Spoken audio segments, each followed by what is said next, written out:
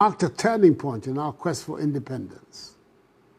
The UGCC brought together a coalition of leaders who shared a common vision of a free and prosperous Ghana.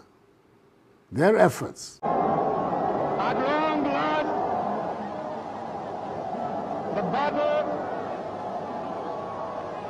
has ended.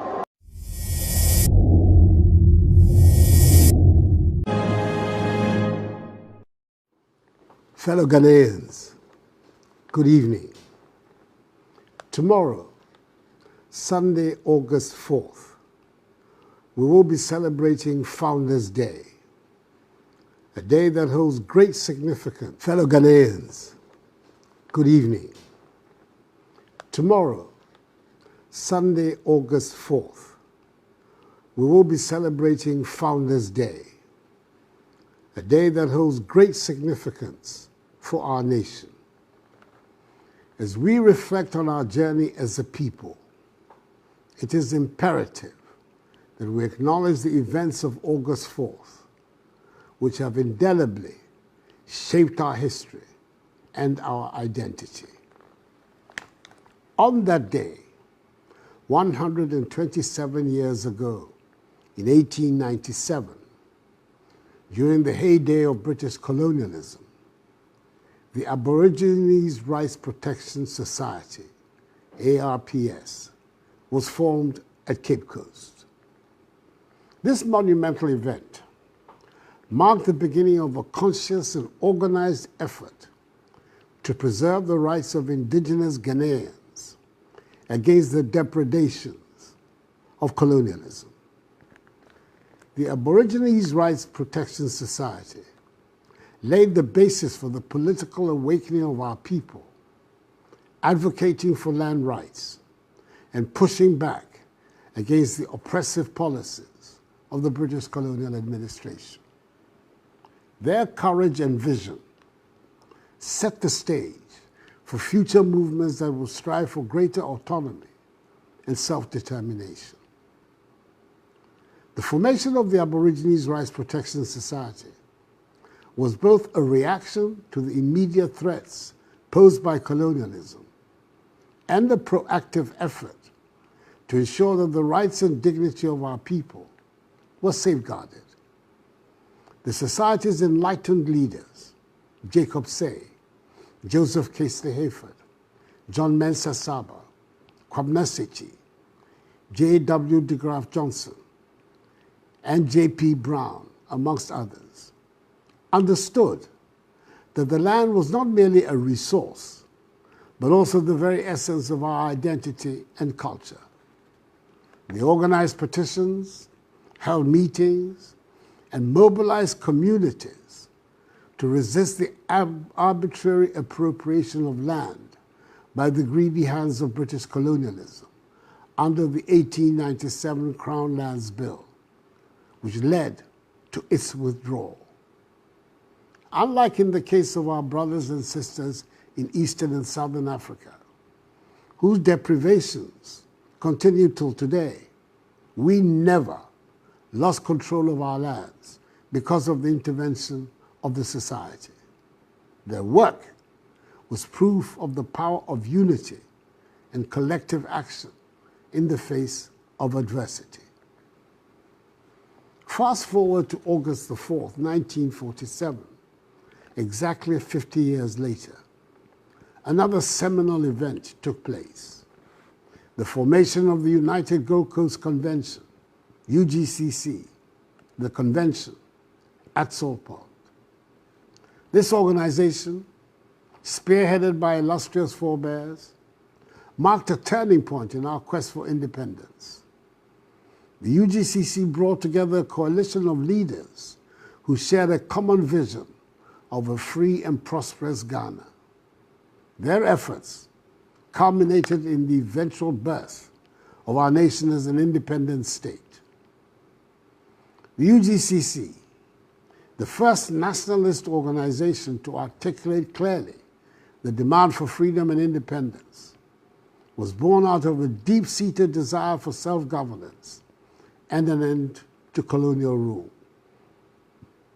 The leaders of the UGCC, the convention, George Parr Grant, Dr. J.B. Dankwa, R.S. Blay, Emmanuel Obeche-Bilamte, William Ufuriata, Edward Akufo-Addo, Ebenezer Akwaje, Kwame Kese, Kwame Nkrumah, and others recognized that true freedom could only be achieved through political action and the mobilization of the masses. They worked tirelessly to educate and inspire the people, organizing rallies and meetings to raise awareness about the need for independence. Their message resonated with Ghanaians from all walks of life, sparking a movement that would eventually lead to the liberation of our nation, encompassing the birth of the Convention People's Party, CPP, which led us on the final lap of our journey to freedom. Tomorrow, as we commemorate these historical milestones, we pay tribute to successive generations of Ghanaians who contributed to the attainment of our national independence. It is most appropriate that we have chosen this date to honor their sacrifices, their resilience, and their strong dedication to the ideals of freedom and justice. I speak to you this evening, rejecting completely the notion that Ghana was founded by one man. Whilst Kwame Nkrumah's contributions to our independence are undeniable and unassailable, it is important to acknowledge for our self-respect that the struggle for our nation's freedom was a collective effort spanning several generations. The formation of the Aborigines Rights Protection Society, the British West African National Congress, jointly sponsored by Joseph Casely Hayford and Thomas Hatton Mills, the United Gold Coast Convention, the work of countless unsung heroes, and the tenacious spirit of our people all played vital parts in bringing us to freedom and independence. Kwame Nkrumah, with his charismatic visionary leadership, was undoubtedly a major actor in the final lap of our journey to independence.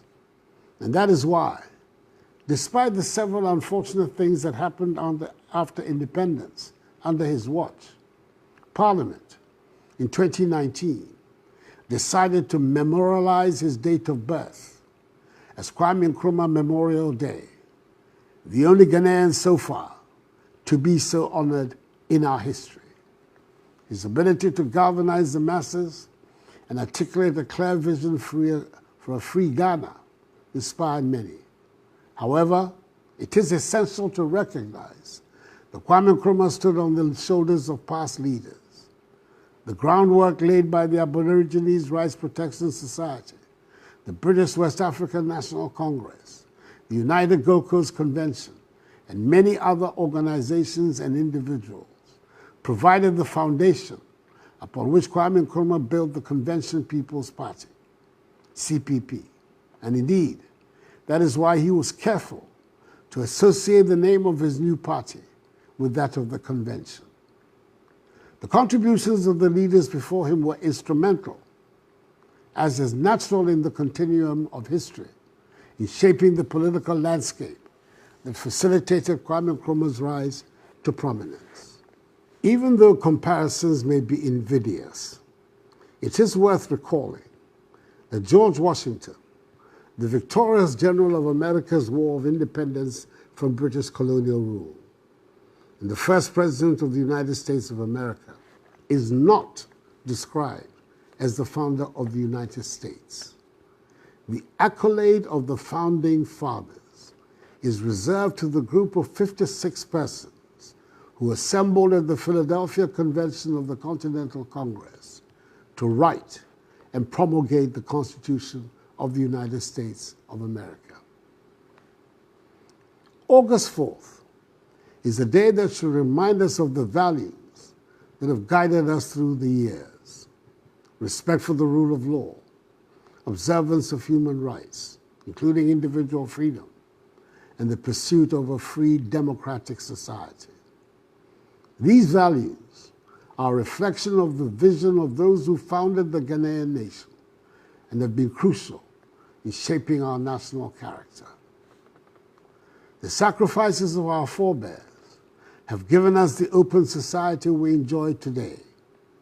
We are a democratic nation, governed on the basis of the separation of powers by the rule of law and respect for human rights.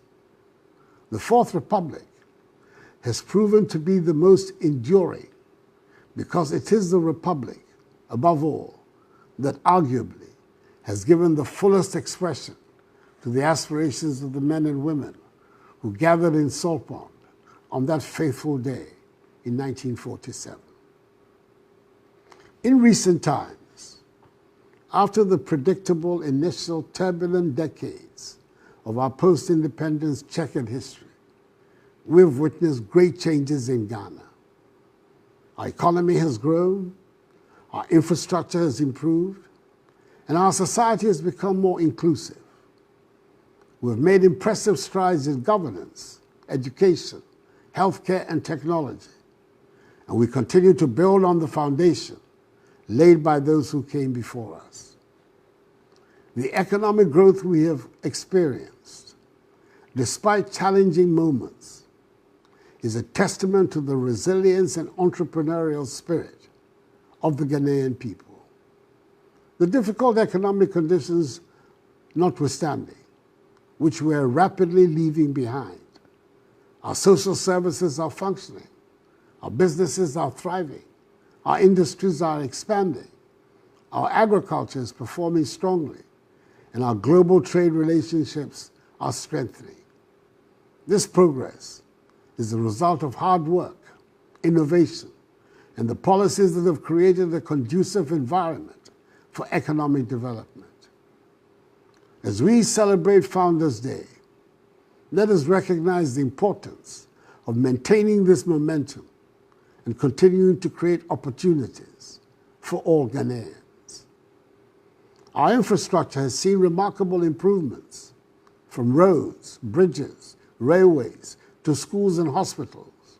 We've made considerable investments in building a modern and efficient infrastructure network.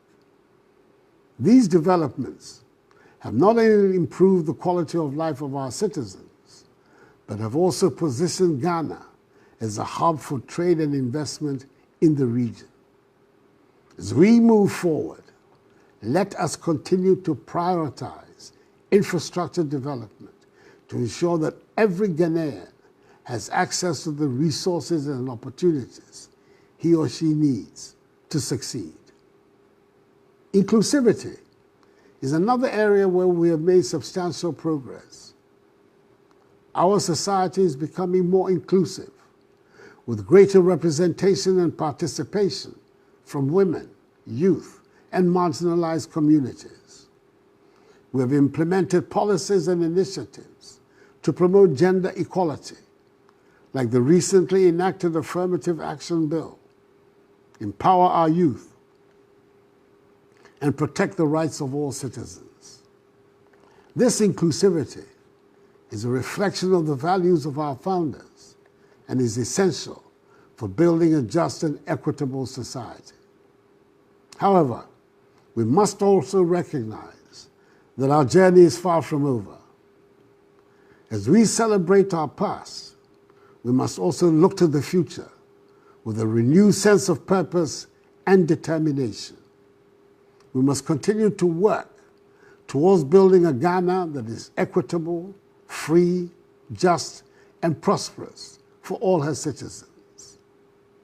Our founders envisaged a nation where every Ghanaian would have the opportunity to thrive, regardless of his or her background or circumstances. It is our duty to carry forward this vision, to build on their legacy, and to create a brighter future for ourselves and for generations to come. To achieve this, we must, in my respectful view, focus on 7 key areas. Firstly, we should continue to invest in education. Education is the cornerstone of development and the key to unlocking the